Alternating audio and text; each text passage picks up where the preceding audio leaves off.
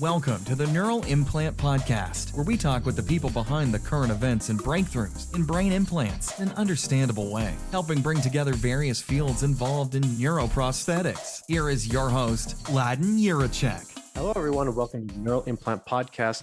Today's guest is Giacomo Valle, and he is a postdoc researcher at ETH Zurich, and they work with tools for treatment of neurologically disabled amputees and diabetic persons. So basically looking at the decoding of these from the devices and basically how that would translate into devices. So Giacomo, do you want to introduce yourself better than I just did? Yeah, sure. So thank you very much, first of all, for the invitation. So I'm a neural engineer. I studied in Italy at the University of Genoa, neuroengineering and bioengineering. And then I did my PhD in Lausanne, in EPFL, and in the Scuola Superiore Sant'Anna in Pisa in biorobotics. So working mostly on the sensory feedback restoration in people with amputation using electrical stimulation and bionic limbs, so neuroprosthetics. And then I moved 2 years ago, 2 years and a half, in Zurich at ETH in the group of Professor Ospopovich, working again on bionic legs and neural implants, also in other type of populations, such as you said before, diabetic patients or people with spinal cord injury, in general using electrical stimulation to help this person to have a better quality of life. Yeah, and I'm passionate for brain-computer interface, for neuroprosthetic, and connect in general brain with machines. Yeah. What about people who have suffered amputation who are diabetic as well? Could you help them too? Yeah, exactly. So the technology that we have is divided in what the patient can have after the amputation. So in the moment that the amputation arrived, we developed since 7 years, even more before that when I started, but still developing technology for people with both upper limb amputation and lower limb amputation with these neural implants and electrodes implanted in the peripheral nerves. And we stimulate these nerves to provide back sensation, or we also try to record the neural signal to then control the prosthetic device. And for diabetic patients, very recently, we are working on, in particular, Professor Ospopovich is working on the sensory feedback restoration in people where there is a sensory loss due to the neuropathy. So there are, in that case, the limbs, but there is the sensory loss due to the degeneration and neuropathic degeneration and pain from the distal extremities. And then with electrical stimulation, it's possible to provide back also sensation in this type of population.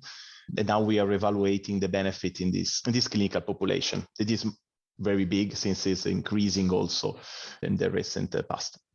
Okay, I guess I misunderstood then, because I thought you were actually treating diabetes itself, but because I had worked with some groups I'd heard about some groups that they do this actually with using neuroprosthetics, but it seems you're dealing with the neuropathic pain. Tell me, broad strokes, how does this work? How does your work work? Yes, for the implants that we perform in amputees, as I said, we work both with upper and lower limb amputees. The work started with the bidirectional hand prosthesis. So this bionic hand sensorized. So we have pressure and position sensors in this prosthetic device that can be controlled directly by the patients with muscular signal, so EMG signal that we decode via electrodes. And then we control the prosthetic device. And then in the moment that the prosthetic device, for example, touch an object or squeeze something, or if the patient grasps any type of object, we can record in real time this artificial information from the pressure position sensors. Then we can convert this signal in electrical stimulation. So we use particular algorithms that are able to convert the sensor readouts in neurostimulation, in electrical stimulation. And then we inject this electrical stimulation, these currents, using electrodes, so tiny implantable biocompatible electrodes that we implanted in the peripheral nerves, in the arm nerves, in the residual limb. And then we stimulate the nerves, and the patient can perceive sensation directly on the phantom hand so in loco. And in this way, the patient can exploit this neural feedback that is quite intuitive because it's perceived directly on the phantom, so on the prosthetic device in the right spot, in the right moment. And then this can improve the dexterity and the manual accuracy of the patient in general. This is for the upper limb. For the lower limb, we have a similar system that has the same principle with electrodes implanted in the tibial nerve, in this case, because it's the nerve that normally innervates the bottom part of the foot. And then we have a sensorized insole that we place under the prosthetic foot. So instead of the bionic hand, we have this sensorized prosthetic foot, where also here again, we can detect and record in real time the pressure information during walking. Then we send this information, we convert this information, and we stimulate. And in this type of patients, so for lower limb amputees, we show that it's possible to have a better balance, a better quality of walking, thanks to this neural feedback. That's pretty cool. That's very extensive and sending information to and from the body. What kind of devices do you use, and what kind of bandwidth, number of electrodes, all this kind of stuff did you guys use? Yeah, more specifically, we use for the electrodes, we have a long-lasting collaboration with the group of Professor Stiglitz from Freiburg, Germany. They developed the time electrode, that is this transversal intrafascicular multi-channel electrodes that you can implant transversally inside the nerve. So you enter in direct contact with the nervous fibers, with the afferents. And it's quite stretchable and biocompatible, so can stay in the nerve for several months. And we implant normally in all the patients, so both for upper and lower limb amputees, we implanted 4 electrodes with 14 active site, electrical active site per electrode. So for a total of 56 active site that we can use to inject the current, to stimulate, and in principle also to record. Then for the bionic hand, we use the Ripple Grapevine device for stimulation and recording, because they provide a platform that can both record the EMG, neural information, and also neural stimulation. So you have different front ends that you can use and connect directly with your electrodes. For these patients, the implant was percutaneous, so with transcutaneous cables. So we have cables that from the electrodes, so from the nerve, is passing through the skin, and then we connect the electrodes directly to the neurostimulator. Then we have our microcontroller, that is the brain of our technology, where all the signals are acquired and then converted, for example, in the command for neural stimulation, and where there are what we call the sensory encoding. So the algorithms that are able exactly to convert these readouts from the sensors in an electrical stimulation that can be understandable by the brain. So with particular strategies that we use to stimulate the nerves. And then we have the hand effector. So in one case is a bionic hand. We use the robotic hand developed by Professor Cristian Cipriani in Pisa, so the Prensilia hand. That is a robotic device with tension sensors. So we have sensor on each fingers and also position sensors that we can read in real time.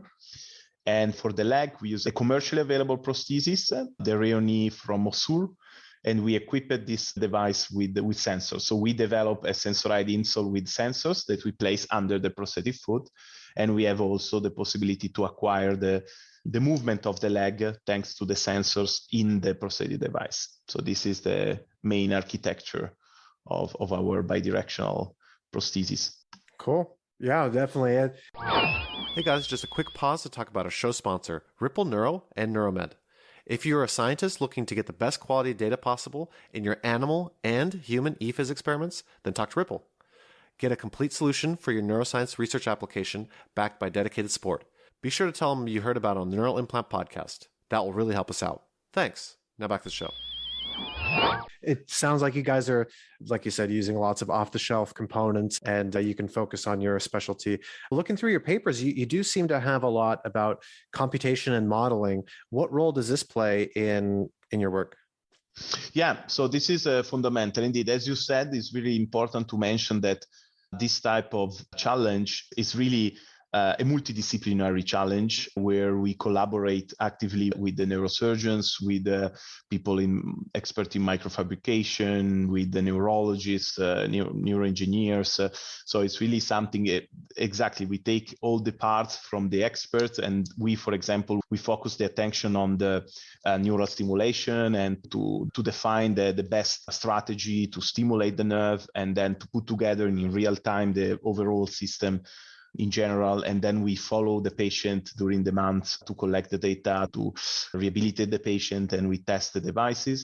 And so in general, the modeling part is really important for two, in my opinion, in two ways. The first one is the design of the neural interface. So in the moment that you have a certain nerve that you want to interface, modeling, the computational modeling can really help you to define the first design of the electrodes that can target the nerve in the best way immediately. So you can understand, for example, the dimension of the electrode, so the size, the number of active sites that you need to be selective enough, how many implants you need for a certain nerve with certain dimension and certain number of fascicles. So the hybrid modeling can really focus the animal experiment there, because you have your model, you define your electrodes based on the computation that you do on your computer, these simulations that are quite heavy. So you need sometimes big machines or virtual machines, but then you can have some idea of the first prototype, and then you can pass to the animal experiment to test if the design can be maybe enough for reach a certain selectivity and efficacy of the electrode. So not only for the development, but also for the stimulation policy. So to define the stimulation paradigm that can be more effective, more selective, to test the capability in recording. So you can simulate the environment. So you can really, with this modeling, we reconstruct the nerves, starting from the histological images of patients or before at the beginning with animals, and then you have the nerves, all the structures, so the realistic structure that you want to interface. Then you implant your electrodes. You have all the physical properties and the environments for the materials, the conductions, and everything. And then when you stimulate and when you simulate the activation, you can see how the tissue reacts and the selectivity of your electrode in stimulation. And then we combine this structural part, so the structural model, with the biophysics and with the neurons. So we populate our model with neurons, and we see how these neurons are activated based on the stimulation that we impose or the electrode that we use. So this is I think, the future for the development of neurotechnology. So really start as much as you can on the computer, on the simulation. How good are the simulations? How good is a computation? If you predict, or if you want a movement or a certain, let's say a dance or something like this, could you be able to do that? And then I guess how much has it gotten better over the last few years? Yeah, in general, what we can do with models, of course, is since it's a model, it's not precise as the reality. So there are many limitations in terms of, for example, over time reactions. Probably my headphones are. Yeah, do you still hear me well? Yeah. Okay. And so, the model can really predict the activation of the fibers in a good way. So the charge that you need, the activation respect to a certain environment that you have, or the distance of the electrode from the source that you wanna stimulate or record. Of course, we are, for example, very recently work a lot on the optimization of the models in terms of realism. So we really try to reconstruct all the curvature, the branching, and the structure of the nerves, because these are really important to predict better the efficacy of your interface. So, for example, it's important to have good histologies in order to recreate really an environment that is realistic, that is considering all the aspects of the biological tissue that you are targeting. And for the design can really help to define the best or the neural interfaces before going in animals.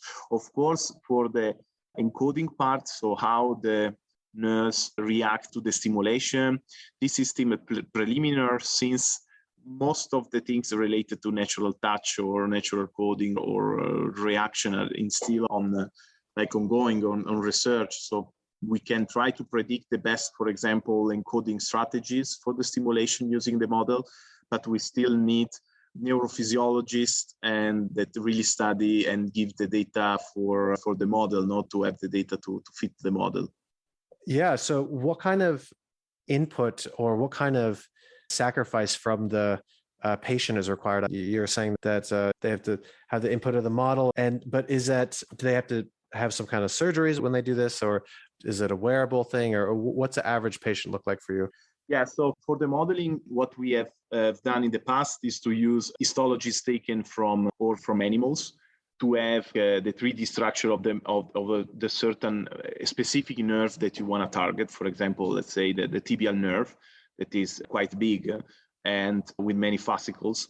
And then we think and we try to implant and simulate the implantation of these time electrodes. And we find, for example, we found that the four time electrodes for the dimension of the average tibial nerve was the best number, the optimal number, with a certain length, with a certain number of active sites. And then when we went to the patients, so really implanting these three patients for the lower limb, we found that with 4 time electrode implanted, with all of them, we reach a really good sense selectivity with the entire insole and the plantar part of the foot covered with sensation. So this is a proof that the model really was able to predict in a certain way the type of selectivity that you have in the patient. But what we have now is a unique set of data, because when we explanted the electrodes, because in these clinical trials for ethical reasons, we did short-term implants. So you have the implant of 3 or 6 months. So you implant at day 0, and then you explant 6 months after or 3 months after. And then you can take the part of the nerve, the end where the electrode are, so you can cut the nerve with electrodes, and you can then analyze and have really the real nerve implanted, and also with the biological reaction and the fibrotic tissue reaction that were happening.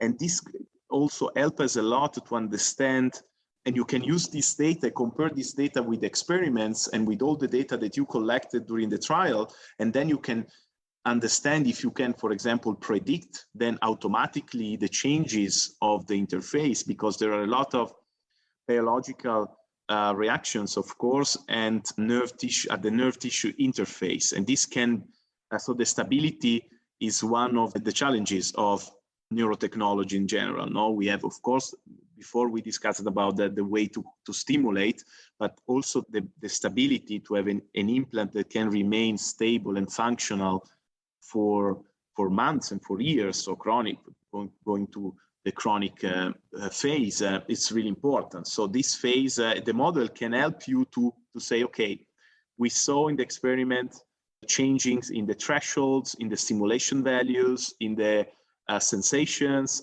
and how this correlates with the evolution of the fibrotic tissue reaction, for example, at the nerve interface. And you can study this with the real nerve of the patient.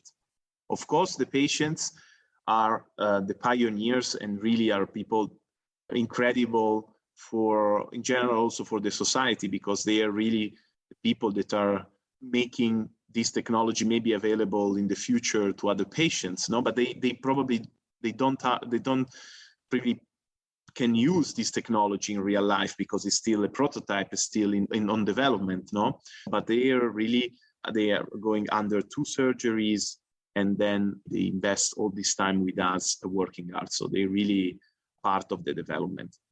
Yeah, really. 2 surgeries and yeah, like kind of for an optional thing that they don't need necessarily, like it's a nice to have versus a need to have. So would the future be a similar thing? It's 2 surgeries because it's in your guys' study. In the future, it might only be one surgery, or what would be the, 5 or 10 years down the line? What would your research lead to? What kind of assistance or something like that? Yeah. So for this, we are proceeding on 2-3 lines. As I said, one is to of course, bring this technology for the chronic phase, so where we will implant multiple patients with a full implantable system, so without any transcutaneous cable, so everything implanted, it can last for years. So with also the use of this system at home, in daily life, in everyday life, so where is most important for the patients. So for them, it's important to have also the support and the assistance of people that can work with them, and they can in some way have support.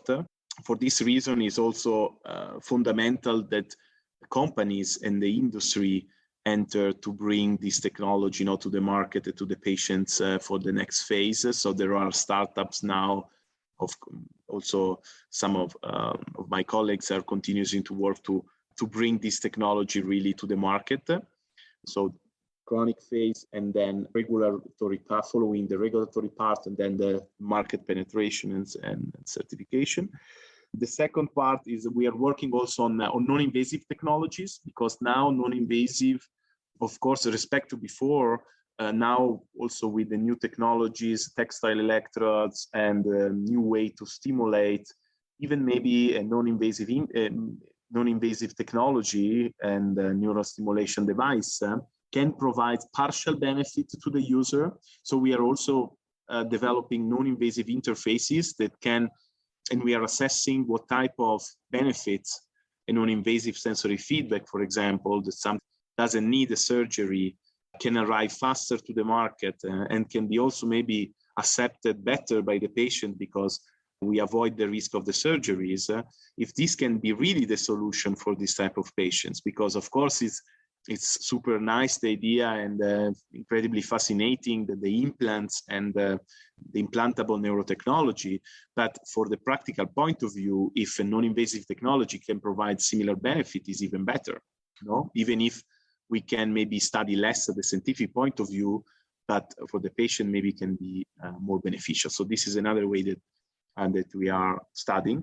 And the last thing, as I said, is try to develop similar technologies for other clinical population that are suffering from similar problems of sensory loss, motor impairments, or pain, and try to adapt or develop neurotechnologies for this type of patients.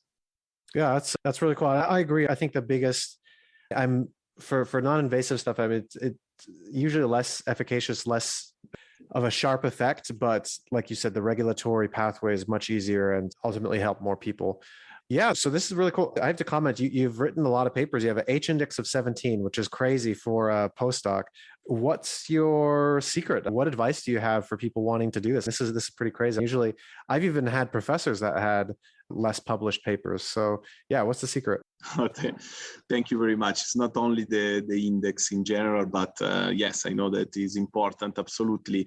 Yeah. So what, of course, is several different things. First of all, I was lucky also to have a team of people and the professors and all the others. So really a strong team of people motivated to develop, so passionate for neuroscience and neurotechnology, working really hard with me. I remember with other postdocs, and I was a student at the time, or PhD, they were with me until midnight or even later, working with the prosthesis before the experiments, and then go with the patients, and then continuously, because when you have the patient implanted 6 months, you work like every day at the beginning with the patient, then you see the patient three times per week, and you work, of course, and then at the moment the patient goes home, and then you need to prepare the experiment for the day after, fix the problems and all the type of bugs that you find in your code, etc. So it was really tough.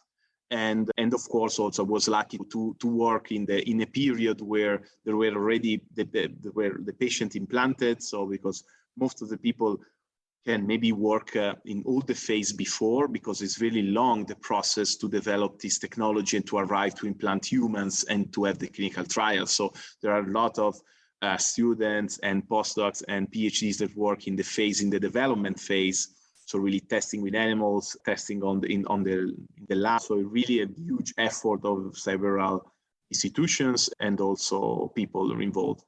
What I suggest in general is to I think the secret for me was really to follow and to study, work, and my passion are really close, quite the same. So I'm really, if I read something about BCI, brain-computer interface, neuroprosthetic, I'm super fascinated. And so for me, it was not absolutely a problem to stay until midnight or to work on the weekend sometimes, or to dedicate myself on this thing really hard, because for me it was a pleasure, and was a pleasure also to work with patients. And I remember the patient seated there with implanted there, motivated to help, and so this is motivated you as well. No, I think most of is related to passion and to passion for science. So if you really like, you really love what you are doing, it's not heavy for you, so you are prompt to dedicate to this thing.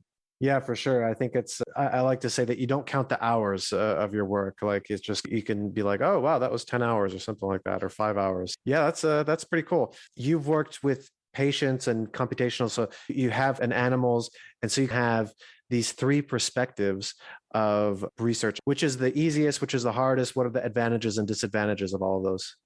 Yeah, of course, all of these three are beautiful, but also sometimes really tough, because modeling, for example, you can work for months and then do simulation, and then understand there is a small parameter that was wrong, and then you do the same again after 1 week of simulation, day and night of your computer doing that, and maybe you don't arrive. So it's really that you stay with your computer, you work a lot on this, and there is a lot of graphics also in terms of, for example, you use SolidWorks console and you reconstruct all these structures that are really complicated. So you spend a lot of times to really mesh, and also to solve this group of fibers and fascicles and nerves with electrodes. It's really tough. And before that, can be also that you don't work with people. Maybe you work like alone with your computer, your simulation. So it's not for everybody. Of course, animals, but you are flexible because you can work from home easily. You can work remotely. You can work with your virtual machine and you run your simulation. It's much easier respect to animal experiments, for example, where really you are dedicated and you stay with them. You cannot maybe travel easily because you have the animals, and also there. I personally didn't work with animal a lot, just partially, but I see my colleagues that are really also there every day. They also maybe can fail with the animals, that can be even problematic sometimes. And of course, it's challenging because it is in that part where maybe you don't have really a clear idea about the effect of the stimulation or the recording, and you try your interface. You need also skills in the implants, you need to be very careful, and you need all the setup. Yeah, so for animals, this in particular for monkeys, you can imagine. But with patients, so personally, I really like to work with patients. I know that is not for everybody, again, because sometimes the people feels like they feel afraid about testing the stuff with the patients. Of course, you need to be really sure, and you need to work a lot before starting the clinical trial because of course you stimulate the nerves or the brain of the subject with the electrodes, all tests, retest of everything. But what is beautiful, I think, with patients is the fact that with these patients also, you create really a friendship, like you create really a relationship with people because you work every day with them. And since it's a new technology, completely new, I can say that the bionic leg that we developed with Professor Rospopovich was the first implant of neural electrodes in the leg nerves in patients, and also in neuro. And so you don't know maybe everything, no, because you have all the hypotheses, you have your models, you pass from the animals, now you are for the first time in humans, and you think and you expect to have this, but you don't know the effect sometimes, or you learn together with the patients that can provide you with useful information. And then the development becomes like a user-centered development, because you have the patient that gives you advice. I see that this can be useful for this or for that. I like when we do this type of task because I can now finally feel this. And of course, it's incredibly beautiful, the first moment. I remember Anne-Marina, after 23 years, after amputation. She felt again the sensation. It was like, there are these videos very emotional from the cochlear implants, no? Similar stuff we also experience with touch, no? Because you don't feel your limb, your hand since years. And then, this is my thumb, this is my index. I feel touch there. But so it's really emotional also. And of course, working with patients is not easy because for the responsibility, and also because sometimes you feel pressure because there is the patient implanted there. And of course, there are a lot of things to do. As I said, sometimes working the weekend and midnight. Yeah, really, that does sound. Yeah, each of them does sound like it has advantages and disadvantages.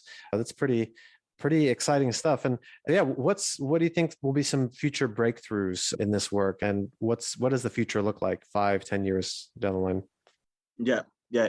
So what I can say, I'm not a big expert of the field with respect to other people much more experienced than me. But what I see is in general and really an explosion of neurotech and in industry, not only research, but also in industry, many startups and groups that are now finding the way to have some sort of technology, neurotechnology that can help in some specific case, in some specific disease in a new way. So it's really like hot topic now, the substitution of drugs with the neurotech. So in general, by electronic medicine or electroceutical. So this way to use electricity to treat diseases, but also the idea that these big companies such as Neuralink, Facebook, etc., are investing, in my opinion, it's positive because it's really raised the awareness of the importance of this, the neurotechnology in the society, that in the future, this technology will be literally part of us at a certain point for sure. And so now is the moment that the community and the people and the young students try to use their knowledge to develop and to invest time in this field, because it's really important, can really change the quality of life of people with disability, but maybe in the future also augment the capability of human subjects, but also study maybe the brain in a different way, and finally to have the opportunity to understand something related to the brain mechanism and dynamics that was maybe not completely well understood until now.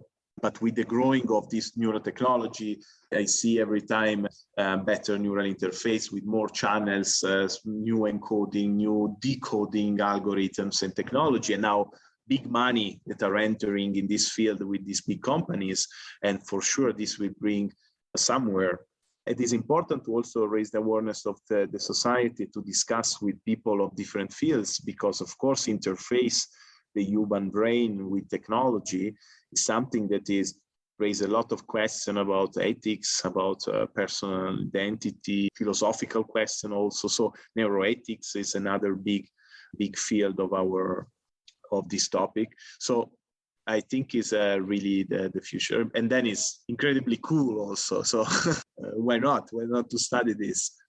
So how much longer before you get implanted? Yeah, good question.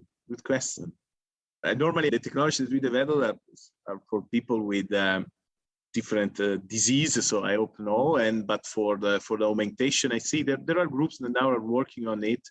Of course, are still preliminary. They are trying with non-invasive technology also, because implantable is still not easy to find the ethical approval for implanting a healthy subject with a brain implant or with peripheral implants. But with non-invasive technologies, there are groups that are trying to, for example, add a third arm or fingers, or give you another sense using a stimulation, electrical stimulation, or recording with robot, and connect this interface, because then the challenge is really the interface, interface the body, the brain, the human with the machine. So even if you have maybe a super nice robot or robotic arm, the moment that you cannot interface this with the body in an efficient way, you cannot communicate, you cannot control well the robot.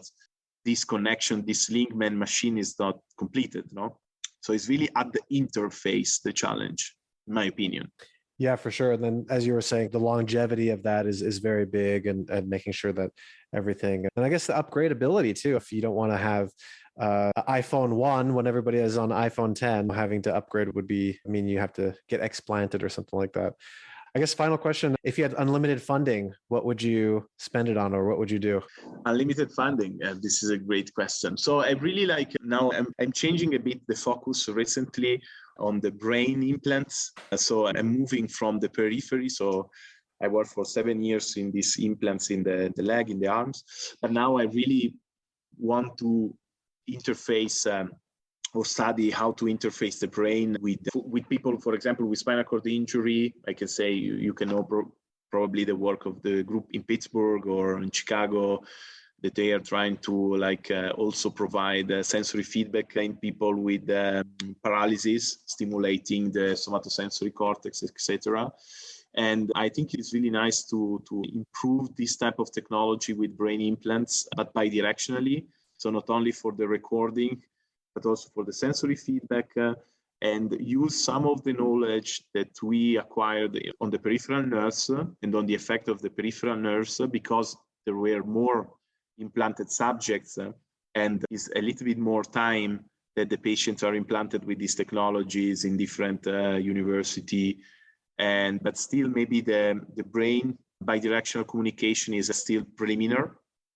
So there is, in my opinion, there is space to improve this bidirectional communication and to understand really how to communicate with the brain. So a lot of effort, if you think, is now on the decoding part of the brain. So how to decode information to control robots, to control your iPhone or everything. But also bidirectional, if you see the other way, so stimulate to communicate with the brain. So send information into your brain using electrical stimulation that you can do, for example, for sensations, if you stimulate the somatosensory cortex, but you can do also with other areas in the moment that you stimulate. So I'm really interested in find way to communicate with the brain, find the message, the language of the nervous system to send this message in a really understandable, completely understandable way for the brain to create this bidirectional communication. Because if we find the way to communicate, we can really think to have implants in different parts of the brain and understand how to send message, and this can be really nice. Yeah, that is a dream, and that it's not just a pirate hook or something like that. It's actually a part of the body that you actually believe is part of your body. That is definitely the dream. Giacomo, this has been very interesting. Is there anything that we didn't talk about that you wanted to mention? No, again, I want to say that all this, maybe also for the students and for the people that are entering this field, really to be open to also all the other disciplines, because this is also for me was incredibly useful, and because from the different point of view of people that are working in similar field, maybe from another perspective, and then since you approach this big challenge that is the brain, interfacing the brain, and all the implication that this bidirectional communication can create, really speaking with the neuropsychologists, with the philosophers, with the neurosurgeons, etc. You can take all these pieces from all these people and work together and really create maybe an effective device that can consider all the aspects. Because if you focus only on, as an engineer, I'm an engineer, so I know only on the technology, you are missing the entire puzzle. This is just a piece, So, but if you work in a multidisciplinary field and you are open also to discuss with all the other experts, and you work together, putting it together all these different opinions and backgrounds, this I think is the key aspect, and also because I was really lucky to be in a multidisciplinary team with great scientists that only working together make this maybe effective technology. So you're saying learn to speak to the different people, or learn what they know? Exactly, both. Speak with them if you have a problem, and then learn, because for sure you will learn something, because of course this is so complex problem that you cannot know everything, everything about the surgery, everything about the physiology, to the integration in the cognitive effect of a bionic limb that now you can control and you can feel, the rehabilitation with the patient that use the prosthesis at home, and the ethical implication of creating a limb that is not anymore an object but part of the body, and everything. You can have a really big picture of this neurotech and have the idea of the impact of this technology and improve this technology. Also with the patient, that is another piece of this, because the patient can give you great feedback and great information and insight to improve and make the device more effective. Wow, very cool. Dr. Valle, thank you so much for coming on. I think this has been a very interesting talk, and I'm looking forward to seeing more papers and more research coming from you. I also thank you very much for the invitation. Hope you enjoyed the show and were able to learn something new, bringing together different fields in novel ways. Until next time on the Neural Implant Podcast.